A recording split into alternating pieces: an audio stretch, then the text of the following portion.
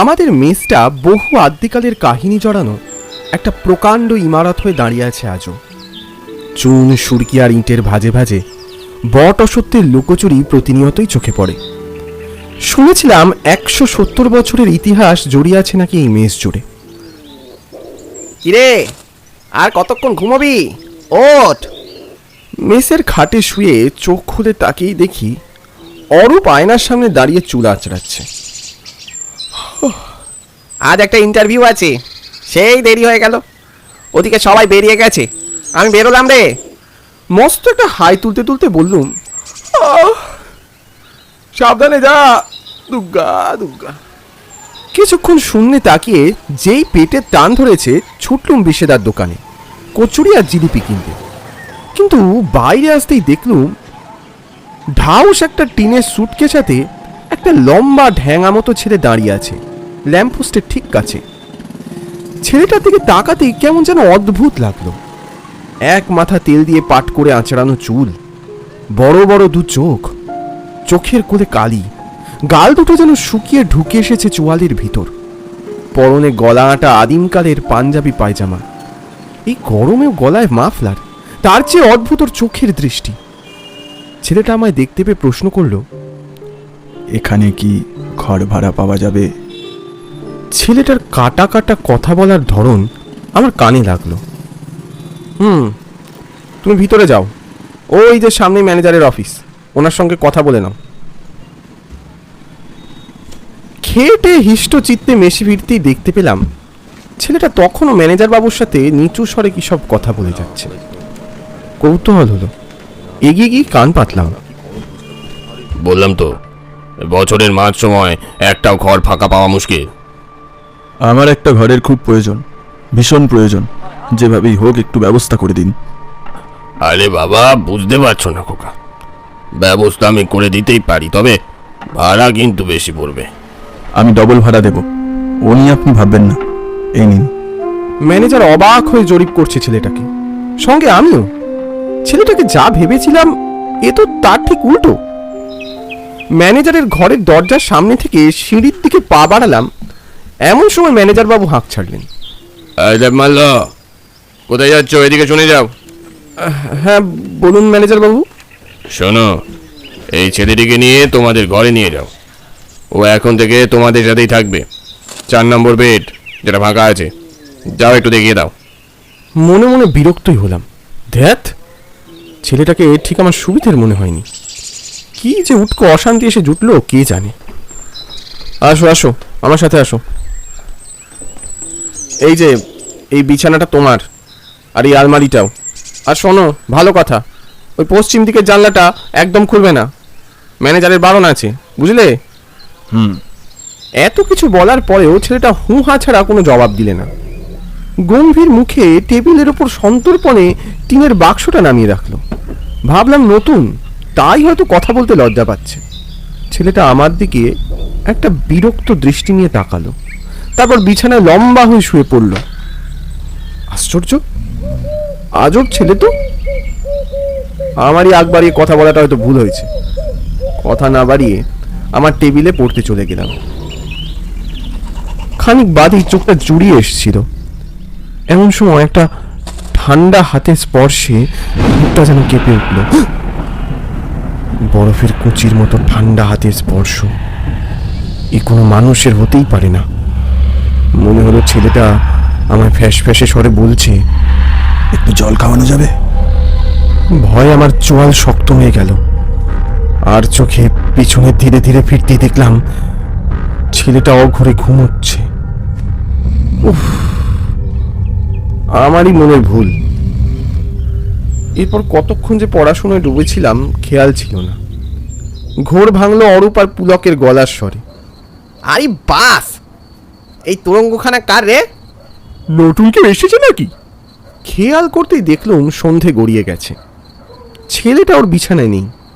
আর বলিস না, এসেছেন এক গণ্যমান্য ব্যক্তি। কি গুমোর! কি বলিস ভাই, কোথায় গেল ছেলেটা? কি জানি, এখানেই তো এতক্ষণ শুয়েছিল। এই পুলক, বাক্সটা কেমন চিনা চিনা লাগছে না? তুই চুপ কর তো। এই ধরনের বাক্সগুলোকে সব একরকমই দেখতে হয়। বাক্সটা খুলে বরং দেখা যাক। দেখ, অন্যের বাক্স টাক্স খোলার কোনো দরকার নেই, আমি ভালো কথা বলছি। সেই জন্যতেই দেখবো ব্রাদার।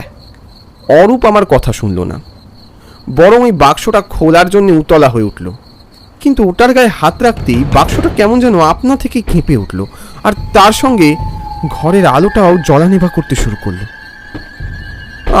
আমি আগেই বলেছিলাম এই বাক্সটা কিছু একটা গন্ডগোল আছে। তুই কথা শুনলি না?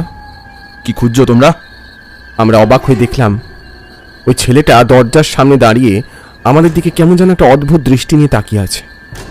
আমরা সবাই এতটাই অবাক হয়ে গিয়েছিলাম, আর কেউ কথা বাড়ানোর সাহস পেলাম না। রাতে সবাই খেয়ে যে যার মতো ঘুমিয়ে পড়লাম। মাঝরাতে ঘুমটা ভাঙলো একটা অদ্ভুত শব্দে, অনেকটা দরজা ধাক্কানোর শব্দের মতো। আমি উঠে দেখি সবাই অঘরে ঘুমোচ্ছে। ঠাউর হলো কারোর কানে শব্দটা পৌঁছচ্ছে না, নাকি আমি ভুল শুনছি। ওই পশ্চিমের জানলার দিক থেকেই আসছে। ওদিকে জানলাটা ম্যানেজার খুলতে বারণ করেছিল বারবার। একবার গিয়ে দেখলে কেমন হয়। আমি এগিয়ে গেলাম বন্ধ জানালাটার দিকে। জানালার কাছে আসতেই শব্দটা থেমে গেল যেন। আমি হাত দিয়ে ঠেলে পাল্লা দুটো খোলার প্রাণপণ চেষ্টা করলাম, ঠিক তখনই আপনা থেকে ক্যাচ করে খুলে গেল জানলাটা। বিশাল বড় জানালার গরাদগুলো কেমন যেন ভেঙে বেঁকে গেছে। গরাদের ফাঁকে ঝুল আর মাকড়সার জাল জমেছে। জানলা দিয়ে ভ্যাবসা পচা গন্ধ এসে লাগলো আমার নাকে। ওপাশে খালের ধারে বুনো ঝোপের জঙ্গল। অন্ধকারে চোখ শুয়ে আসতেই দেখতে পেলাম শুকিয়ে যাওয়া বেলগাছের তলায় সেই টিনের বাক্সটা পড়ে আছে।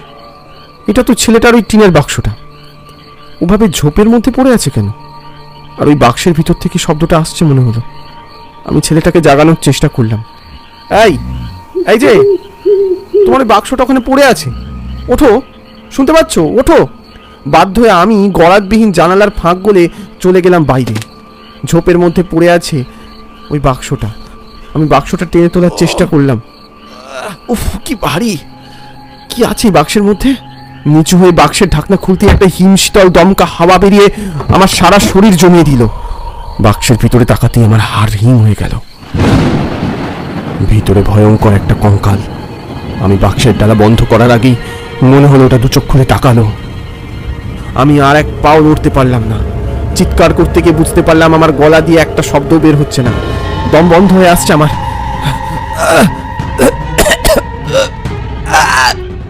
ঠিক তখনই চোখটা খুলে গেল আমার। অবিশ্বাস্য হলেও দেখলাম আমি সেই ভাঙা জানালাটার কাছে দাঁড়িয়ে আছি। ঘুমের মধ্যে চলার অভ্যেস তো আমার কখনো ছিল না। তাহলে কি নিশির ডাক? বাইরে একটানা বৃষ্টি হচ্ছে, এখন অন্ধকার ভোর কাটেনি। তেষ্টা গলাটা শুকিয়ে গেছে। জলের বোতলটা কোথায় গেল? ঘরে কম পাওয়ারের আলোটা জ্বাললাম, আর ওই অল্প আলোতেই দেখলাম ওই ছেলেটাকে খাটের ওপর বসে অদ্ভুত দৃষ্টিতে চেয়ে আছে আমার দিকে। ঘরে অরূপ আর পুলক কাউকে চোখে পড়ল না। ভয়টা যেন আরো ঘাড়ে চেপে বসলো। এ কি? তুমি তুমি কখন উঠলে? ওরা কোথায় গেল? আমি তো গতকাল ধরেই জেগে আছি, তোরাই দেখতে পাস না তাই। এই এই এসব কি আবল তাবল কথা বলছো? বুঝতে পারছিস না? আমার দিকে তাকিয়ে দেখ, ভালো করে দেখ, আমার কথা শোন, শোন আমার কথা। ওর গলার স্বর ভালো করে শুনতেই আমার আত্মারাম খাঁচা ছাড়া হয়ে গেল। এ তো শশীনাথের গলা। ও আমার কাঁধে ওর বাঁ হাতটা রাখলো, সেই ঠান্ডা বরফের কুচির মতো হাত, আর সেই ক্ষুধার্ত নিশাচরের মতো দৃষ্টি। হ্যাঁ, ঠিকই ধরেছিস, আমি শশীনাথ। শুধু কি চেহারার মিলেই তোরা মানুষ চিনিস? আচরণ, গলার স্বর চিনতে পারিস না? আমায় একটা অন্য মানুষের দেহে আশ্রয় নিতে হয়েছে। এই আজে বাজে কথা বলা বন্ধ করো। শশীনাথ তো বেশ কয়েক বছর আগেই মেস ছেড়ে দিয়েছিল। এই কথাটা বলার সাথে সাথেই ছেলেটির হাবভাব একেবারে বদলে গেল। কোথাও যায়নি শশীনাথ। শশীনাথ এই মেষের প্রতিটি কোণায় লুকিয়ে আছে, প্রতিটি কোণায়, প্রতিটি ইটে, আগাছা, শ্যাওলার মাঝে শশীনাথ আছে। তোরা দেখতে পাসনি? বাইরে মেঘেদের গর্জনের থেকেও ওর ওই রোমহর্ষক গলার গর্জন যেন আমার হাড়ে কাঁপুনি ধরালো বেশি। ওর শরীরটা ভীষণ বিকৃত দেখাচ্ছিল, যেন কোথাও একটা অস্বাভাবিক যন্ত্রণা লুকিয়ে আছে। আমি তো বাঁচতে চেয়েছিলাম রে, কিন্তু ওই নরপিশাচটা আমায় বাঁচতে দিল না। কে? কার কথা বলছো? আজ থেকে বছর খানেক আগের কথা মনে পড়ছে তোর দেবমাল্য? বলতো সেদিন কি অন্যায় ছিল আমার, কত ভালো রেজাল্ট আর কত উজ্জ্বল ভবিষ্যৎ আমার, কিন্তু মিথ্যে চুরির অপরাধটা আমার উপর হঠাৎই দিয়ে দিয়েছিল ওরা। মেসের লকার থেকে অতগুলো টাকা চুরি গেল, আর ম্যানেজার বলল আমি নাকি চোর, আমি নাকি অতগুলো টাকা চুরি করেছি। আমি কিন্তু মেনে নিনি, আর তোরাও কিন্তু কেউ আমার হয়ে এগিয়ে আসিসনি। তাই আমি সিসিটিভিতে প্রমাণ খুঁজতে গিয়েছিলাম সেদিন, আর সেখানেই ধরা পড়েছিল ম্যানেজারই নাকি আসল চুরিটা করেছে। সেই সত্যিটা সামনে আসার আগেই হঠাৎ করে গুম করে দিল ওরা আমাকে। কি বলছিস ভাই তুই? আমাদের তো পুরো দোস্তুর একটা অন্য গল্প বোঝানো হয়েছিল। হ্যাঁ, ওই ম্যানেজারই সব করেছে। এমনই এক বর্ষার রাতে সবার অজান্তে আমাকে টেনে নিয়ে গিয়ে ফেললো ওই ঝোপের ধারের বেলগাছ তলায়। ওই টিনের বাক্সের মধ্যে কতকাল যে আমাকে বন্দি করে রেখেছে ওরা, কেউ খোঁজ নেয়নি আমার। কত চিৎকার করেছি। আজ আমার সময় এসেছে, আজ আবারও ম্যানেজার সেই কাজটাই করছে, আর এখন তোকে ভাসানোর চেষ্টা করছে ওরা। শিরদাঁড়া দিয়ে একটা ঠান্ডা স্রোত বয়ে গেল। কথা বলতে বলতে শশীনাথের শরীরটা আবঝা হয়ে উঠে গেল। শশীনাথ, এই শশীনাথ! তখনই দেখলাম চোখের সামনে ভেসে উঠল ওর ওই টিনের বাক্সখানা। ওর ওই গলার স্বর ভেসে আসতে লাগলো, আয় আমার সঙ্গে আয়। সিঁড়ি দিয়ে নেমে একটা বন্ধ দরজার সামনে এসে ওটা দাঁড়ালো। প্রকাণ্ড আদিম দরজার বাইরেটা তালা বন্ধ। ওটা তো নিষিদ্ধ ঘর। ভিতর থেকে হট্টগোলের একটা ক্ষীণ শব্দ বেরিয়ে আসছিল। দরজাটা খোল, খোল দরজাটা, খোল, খোল। কানের কাছে শশীনাথের স্বর। দরজাটা খোল, খোল দরজাটা, খোল। দরজার থেকে হাত দিতেই একটা অদৃশ্য শক্তিতে দরজাটা যেন নিঃশব্দে খুলে গেল। ম্যানেজারকে দেখলাম কুপির আলোয় চুপি চুপি ড্রয়ার ঘেটে কি যেন খুঁজছে। তার সাথে সেখানে দেখতে পেলাম পুলক আর অরূপকেও। আপনি এখানে কি করছেন ম্যানেজার বাবু? ম্যানেজার হঠাৎ চমকে গেল, সাথে অরূপ আর পুলকও থমকে গেল মুহূর্তে। তুমি তুমি এখানে কি করছো দেবমাল্য? তার আগে বলুন, আপনারা এখানে কি করছেন? সব চোখের সামনে স্পষ্ট হয়ে যাচ্ছে। হঠাৎ ম্যানেজার আর ওরা খেপে গিয়ে তেড়ে এলো আমার দিকে। আমি এখানে কি করছি? হ্যাঁ, তুই বল, তুই এখানে কেন এসেছিস? কি মতলব আছে তোর? একদম বাজে কথা বলবেন না। শশীনাথকে কি করেছেন বলুন, বলুন। আর অরূপ, পুলক, তোদের আমি বন্ধু মেনেছিলাম, আর তোরা কিনা শেষে এই নরপিশাচটার দলে নাম লিখিয়েছিস। না না, কি বলছিস তুই? এসব কি বলছিস? যা বলছি একদম ঠিক বলছি। ছি ছি ছি ছি ছি। তোরও মনে হয় শশীনাথের কাছে যাওয়ার সময় হয়ে গেছে দেবমাল্য? ওরা তিনজন আমার দিকে তেড়ে এলো, কিন্তু আমাকে কিছু করার আগেই কোত্থেকে একটা অদৃশ্য হাত ম্যানেজার বাবুকে টেনে নিয়ে গেল। আমি দেখতে পেলাম ম্যানেজার বাবু ভাসতে ভাসতে পিছনের জঙ্গলের কাছে গিয়ে মাটির গহীন অন্ধরে ম্যানেজার বাবু যে কোথায় মিশে গেল দেখিনি। অরূপ আর পুলক সেই দেখে চিৎকার করতে করতে মেস ছেড়ে পালালো। ধীরে ধীরে দিনের আলো ফুটল। সকলে দেখল এই ভোরে মেসের একটা অন্য চিত্র। ওই ছেলেটির জ্ঞান ফিরে এসেছে। আমার নাম কুন্তল। দাদা, আমি এখানে কিভাবে এলাম? গতকাল ওই শর্টকাটে বাড়ি ফেরার সময় বেলগাছ তলায় যেতেই কি একটা হলো আমার, আর তারপর কিছু মনে নেই। আমি কিছু বুঝতে পারছি না। ম্যানেজার বাবু তার কুকীর্তির সাজা পেয়েছে, আর আমার কাছে বন্ধুত্বের সংজ্ঞাটা আজীবনের জন্য বদলে গেছে।